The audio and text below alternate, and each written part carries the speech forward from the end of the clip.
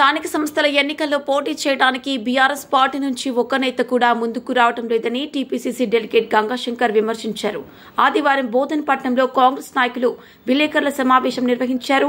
సందర్భంగా గంగాశంకర్ మాట్లాడుతూ BRS party నాయకులు కాంగ్రెస్ నాయకులపై కిడ్నాప్ ఆరోపణలు చేయడం పూర్తిగా అవాస్తవమని పేర్కొన్నారు. వాస్తవాలు తెలుసుకోకుండా మాజీ ఎమ్మెల్యే షకీల్ చేస్తున్న ఆరోపణలు ప్రజలను తప్పుద్రోవ పట్టించే ప్రయత్నమని అన్నారు. అలాగే అక్రమ ఇసుక రవాణా షకీల్ కుటుంబ సభ్యులు నిర్వహిస్తున్నారని ఆరోపిస్తూ తక్కువ ధరకు ఇసుక తరలింపు జరుగుతోందని మండిపడ్డారు. కాంగ్రెస్ అభ్యర్థులు ఎన్నికల్లో పోటీకి సిద్ధంగా ఉన్నారని, బీఆర్ఎస్ అభ్యర్థులు ధైర్యం ఉంటే బరిలోకి దిగాలని సవాల్ విసిరారు.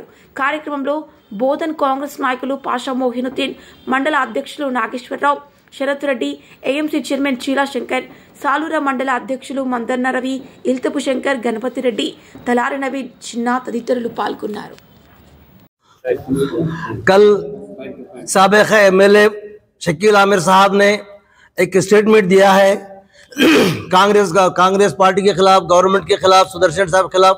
हम उसकी पुरजोर मजम्मत करते हैं। उन्होंने कहा है कि ये गवर्नमेंट कई वायदे करते हुए अपने वोट हासिल किए हैं, लेकिन एक भी वायदा पूरा नहीं किए बोल के उन्होंने कहा है। लेकिन हम ये उनसे पूछना चाहते हैं कि क्या आप ये नहीं देख रहे हैं कि कितने स्कीम्स अमल में लाए हैं कांग्रेस गवर्नमेंट। ये आपके करंट फ्री, बस फ्री और रईतु बंधु, रईतु भरोसा, ये सब दे रहे हैं। रईतु भरोसा और आपके 2 लाख के लोन माफी, ऋण माफी రైతులు చేస్తున్నాం మరి वही नहीं। उसके अलावा और ये जितने स्कीम का वायदा किए हैं वो पूरे करने के लिए कोशिश कर रहे हैं। कुछ रुके हैं, वो भी पूरे होने के इसमें है। और शकील आमिर साहब से हम ये पूछ रहे हैं कि उन्होंने ये 10 साल हुकूमत किए हैं। 10 साल की हुकूमत में उन्होंने वादा किया है कि मुसलमानों को 12% रिजर्वेशन लाएंगे, देंगे बोल के। क्या उन्होंने ये रिजर्वेशन के ताल्लुक से कभी कम से कम देना तो बात की बात है, लेकिन कभी भी इसका जिक्र तक नहीं किया शकील आमिर साहब ने। फिर उनको क्या सूरत लेके बात कर रहे हैं हमारी कांग्रेस गवर्नमेंट के खिलाफ, हमारे सुदर्शन साहब के खिलाफ।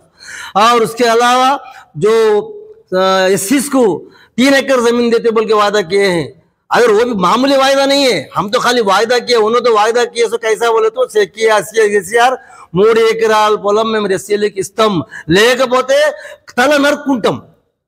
ये उनका वायदा, इतना खतरनाक वायदा करके भी उन्होंने कुछ भी उसमें अमल नहीं किया उन्होंने। उसके अलावा सुदर्शन साहब के खिलाफ पर्सनल हमारे शकील आमिर साहब ने कहा है कि आप यहाँ रैयतों के ताल्लुक से बात नहीं कर रहे, रैयतों के ताल्लुक से आप कोई देख रहे नहीं, यहाँ पब्लिक के ताल्लुक से आप यहाँ आ रहे नहीं, मिल रहे नहीं।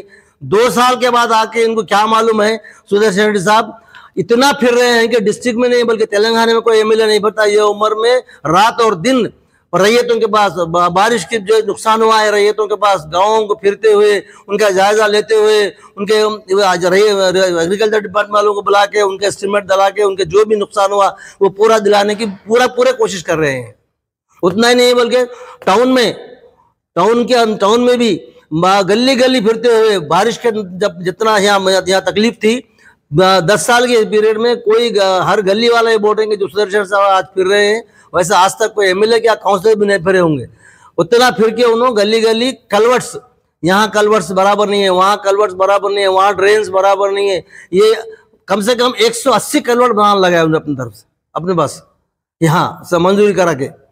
पब्लिक की तकलीफ को देखते हुए उन्हें हर वो तकलीफ को दूर करने की यहाँ कोशिश कर रहे हैं। लिहाजा हम ये एमएलए साहब से, साबिक़ एमएलए साहब से गुजारिश कर रहे हैं कि ये ऐसे गैर ज़रूरी इल्ज़ाम लगाना, गैर ज़रूरी बात करना, गवर्नमेंट को बदनाम करने की कोशिश करना, ये कहाँ का इंसाफ है, कहाँ की वो है। हम उसके खिलाफ हैं। वो आपसे गुजारिश कर रहे हैं कि ऐसी बात होना नहीं चाहिए। जो काम है, जो काम नहीं हुआ वो बोलिए, मशवरा दीजिए, जैसा गंगाशंकर साहब बोले। उसके लिए भी हम हमारी कांग्रेस गवर्नमेंट करने को तैयार है। उतना ही नहीं बल्कि माइनॉरिटी बेवाओं के लिए, मुस्लिम बेवाओं के लिए भी आज कितना गौर कर रही है गवर्नमेंट गरीबों के लिए।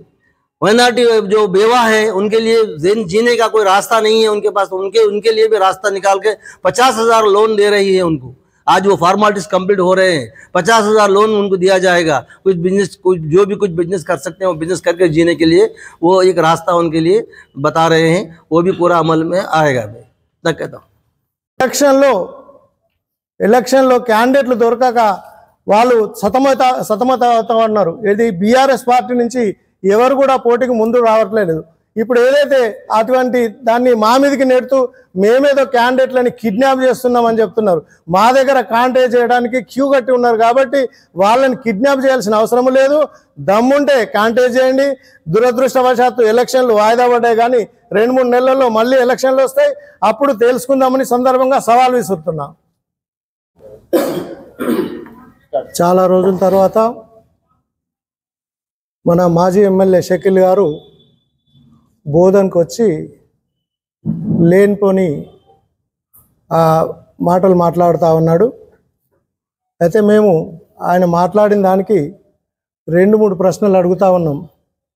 ఏదైతే వరదల గురించి మాట్లాడాడో, దొంగల పడ్డ 6 నెలల కుక్కలు మురిగినట్టు వరదలు వచ్చి పూర్తిగా తగ్గిపోయినాక వచ్చి ఇవాళ ప్రభుత్వ పరంగా ఎటువంటి చర్యలు తీసుకోలేదని మాట్లాడుతూ ఉన్నారు. మా గౌరవ శాసనసభ్యులు సుదర్శన్ రెడ్డి గారు ఊరికి ఏదైతే వరదలు వచ్చినాయో అన్ని ప్రాంతాలు, మొత్తం నియోజకవర్గంలోని అన్ని ప్రాంతాలకు తిరిగి రైతుల యొక్క యోగక్షేమాలు గురించి మాట్లాడి మరి వెంటనే అధికారులతో సర్వే చేయించి మొత్తము ఎంతైతే నష్టపోయినో పంటకు అట్టి మొత్తం పంట భూములను కూడా మనం సర్వే చేసి పంపించడం జరిగింది. ఏదైతే రాష్ట్ర ప్రభుత్వం తీసుకున్న వెంటనే సర్వేకు సంబంధించిన అమౌంట్ రైతుల ఖాతాల్లో పడుతుందని సందర్భంగా చెప్తా ఉన్నాం. ఇప్పుడు ఇటువంటి దాన్ని ఆసరా చేసుకొని ఇన్ని రోజులు ఆయన సొంత పనులు చక్కబెట్టుకోవడానికి ఈ 2 సంవత్సరాల నుంచి రాకుండా ఇవాళ వచ్చి రైతుల గురించి మాట్లాడుతూ ఉన్నాడు ఆయన. ఇక పోతా ఉంటే ఇసుక గురించి మాట్లాడుతూ ఉన్నాడు. టీఆర్ఎస్ ప్రభుత్వంలో ఇసుక ఎంత విచ్చలవిడిగా దొంగతనం చేసినరో అందరికీ ప్రజలందరికీ తెలుసు. ఇప్పుడు ఆయన కానీ వాళ్ళ బంధువులు కానీ సొంత వాహనాలు కొనుక్కొని వాళ్ళే ఇసుక రవాణా చేసి ఇసుక దందా చేశారు. అప్పుడు ఎటువంటి రాయల్టీలు వసూలు చేయకుండా, పేదలని ఆలోచించకుండా పెద్ద ఎత్తున ఇసుక దోపిడీ జరగడం జరిగింది. ఇప్పుడు ఏదైతే మేము చేస్తూ ఉన్నామో, కాంగ్రెస్ ప్రభుత్వం వచ్చిన తర్వాత ఇందిరమ్మ ఇండ్లకు పూర్తి తక్కువ రేట్లలో ఇసుక ఇవ్వడం జరుగుతూ ఉన్నది. ఇవన్నీ ప్రజలకు తెలుసు, ప్రజలు గమనిస్తూ ఉన్నారు. ఎక్కడా కూడా దొంగతనం అన్నది లేకుండా ఇసుక రవాణా చేయడం జరిగింది. ఈరోజు ప్రభుత్వ ఖజానాకు దాదాపు 4 నుంచి 5 కోట్ల రూపాయలు ఇసుక రాయల్టీ రూపంలో రావడం జరిగింది. ఇదంతా ప్రజలు గమనిస్తూ ఉన్నారు. ఇవన్నీ లేనిపోని అవాకులు చవాకులు మాట్లాడే పద్ధతి మంచిది కాదని ఈ సందర్భంగా తెలియజేస్తూ ఉన్నాను. ఇక ప్రభుత్వం ఏం చేస్తుందని అడుగుతూ ఉన్నాడు. మీ కళ్ళకు కనిపిస్తలేవా? ఏ గ్రామాల్లో పోయినా ఇందిరమ్మ ఇండ్లు 3500 మన నియోజకవర్గంలో కడతం జరుగుతూ ఉన్నది. దానికి సంబంధించిన ఇసుక కూడా మేమే తక్కువ రేట్లో మంజూరు సప్లై చేసి వారికి సౌకర్యం కల్పించే విధంగా ప్రయత్నం చేస్తూ ఉన్నాం. ఇది కాకుండా మీరు 6 గ్యారెంటీల గురించి మాట్లాడుతున్నారు. ఈరోజు మనకు మహాలక్ష్మి కింద అంటే బస్సు సౌకర్యం కల్పించారు, మహిళలకు ఫ్రీ బస్ ఇస్తూ ఉన్నారు, ఉచిత కరెంటు పేదలందరికీ ఉచిత కరెంటు ఇస్తూ ఉన్నారు, మరియు సిలిండరు 500 రూపాయలు సబ్సిడీ ఈరోజు మనకు ఖాతాలలో జమ అవుతూ ఉన్నది. ఇవన్నీ ప్రజలకు తెలుసు, మీరు గమనిస్తలేరా? అదే ఇంకా పోతా ఉంటే ఇక రేషన్ కార్డుల విషయంలోకి వస్తే మీరు గత 10 సంవత్సరాల్లో ఒక్క రేషన్ కార్డు మంజూరు చేయలేదు.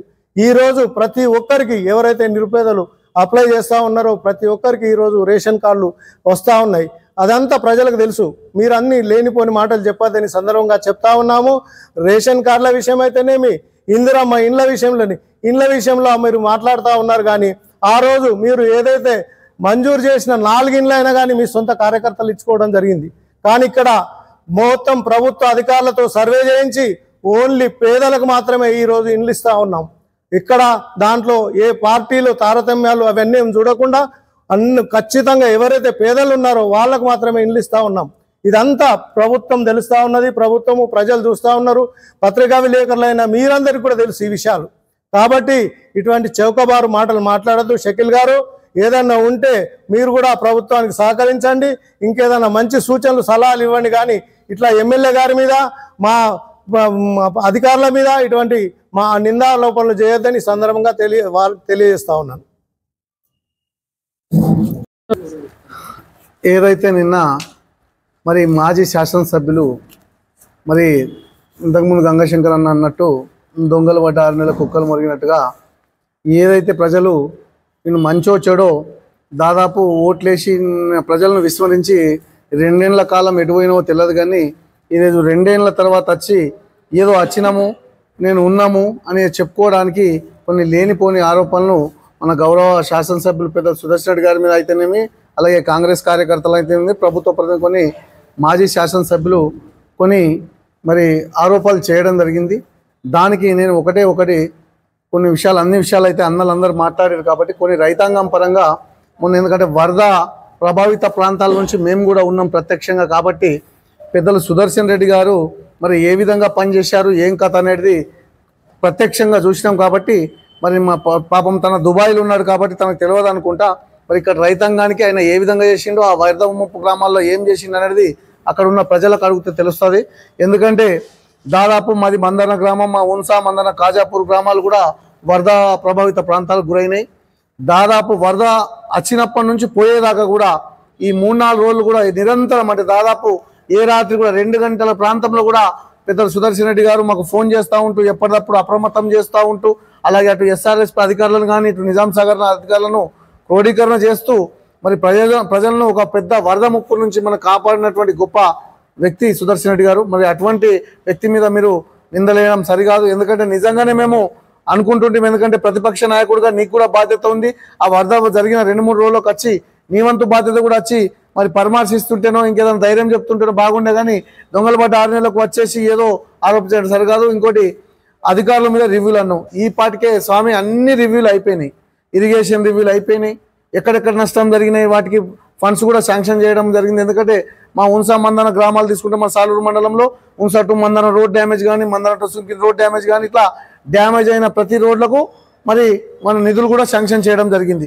అంతేకాకుండా ఏదైతే నష్టం జరిగిందో సోయా కానీ వరి రైతులకు కూడా మరి ఇరిగేషన్ మన వ్యవసాయ అధికారులను కూడా వెంట పెట్టుకొని వచ్చి, శాస్త్రవేత్తలను వెంట పెట్టుకొని వచ్చి సుదర్శన్ రెడ్డి గారు మరి వారికి సలహా సూచనలు ఇచ్చి ప్రతి ఒక్క రైతుని దగ్గర నుంచి మరి నష్టపోయిన వివరాలను దగ్గరుండి మరి ఎన్యూమరేట్ అంటే సర్వే చేసినటువంటి సందర్భం.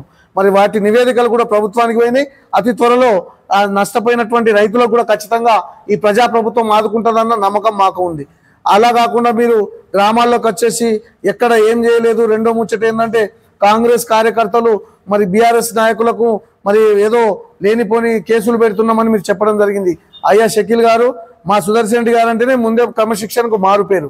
కావాలంటే మీ నాయకులకు అడగండి. కొన్ని గ్రామాల్లో మనం మా సాలూరు మండలం పర్యటించినప్పుడు కూడా వారు స్థానిక సంస్థలుగా అన్నదమ్ములుగా ఉండండి, కలిసిమెలిసి పనిచేయండి అని చెప్పారు. మీకు తెలియకపోతే మీ నాయకులకు అడగండి, వారే దానికి ప్రత్యక్ష సాక్షులు. ఎందుకంటే సుదర్శన్ రెడ్డి గారు ఎప్పుడు కూడా ఇట్లా వర్గాలను ప్రోత్సహించడము, గ్రామాల్లో మరి ఈ విధంగా గొడవలకు ఆస్కారం ఉన్న పనులు ఎప్పుడు కూడా సహించరు. వారు ఒక బోధన నియోజకవర్గానికి ఒక ఆదర్శవంతమైన నియోజకవర్గం ఉండాలని కోరుకుంటా ఉన్నారు. ఇక రైతులకు తీసుకుంటా పోతే దయ్యాలు వేదాలు వల్లించినట్టు రైతులకు సంబంధించినటువంటి ధాన్యాన్ని నువ్వు మొత్తము చెడగొట్టి రైస్ మిల్లు కూడా ఈరోజు చూస్తూ ఉన్నాం, వినిపిస్తూ ఉన్నాయి. తాకట్లు పెట్టేసి అమ్మకాలు ఏవో ఇంటున్నాయి. కానీ ఎప్పుడు కూడా సుదర్శన్ రెడ్డి అటువంటి పనులు. ఇసుక విషయానికి వస్తే కూడా ఇసుక విషయానికి అక్రమ జీరో దందకు తెరలేపిందే నువ్వు స్వామి ఈరోజు. కానీ ఈరోజు బోధన నియోజకవర్గంలో తన సొంత ఇల్లు కానీ ఏదైనా ఇతర అవసరాలు ఉన్నా కానీ ఎటువంటి కాంగ్రెస్ కార్యకర్తలను కూడా డీడీ కట్టుకొని మరి అవసరాలు తీరుస్తున్నటువంటి సందర్భం. కాబట్టి ఈ విధంగా మీరు లేనిపోని ఆలోచన. ఎందుకంటే ఖచ్చితంగా మా బోధన నియోజకవర్గంలో ప్రతిపక్ష పార్టీ లేదు, ఇందిరమ్మని చూస్తూ ఉన్నాం. ఎప్పుడు కూడా మా సార్ ఒకటే చెప్తా ఉంటారు, కాంగ్రెస్ లేదు ఏం లేదు, అంతిమంగా పేద ప్రజలకు న్యాయం చేయండి, పేద ప్రజలకు న్యాయం చేసిన సరైన ఇదైతుందని చెప్తా ఉన్నారు. కాబట్టి ఎక్కడ కూడా ఇందిరమ్మలలో కూడా మేము కాంగ్రెస్ లేదు ఏం లేదు, పేద ప్రజలకు ప్రయారిటిస్తూ ఎక్కడ కూడా కాంగ్రెస్ వాళ్ళకి న్యాయం కావాలన్నట్టు ఎక్కడ చేస్తాలేము.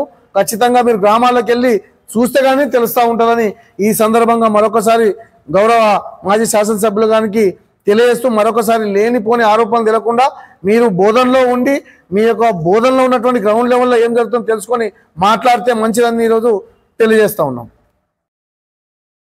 మన ఛానల్ ని వెంటనే సబ్స్క్రైబ్ చేసుకుని పక్కనే ఉన్న బెల్ ఐకాన్ కొట్టేసి నోటిఫికేషన్ ఆన్ లో పెట్టుకోండి.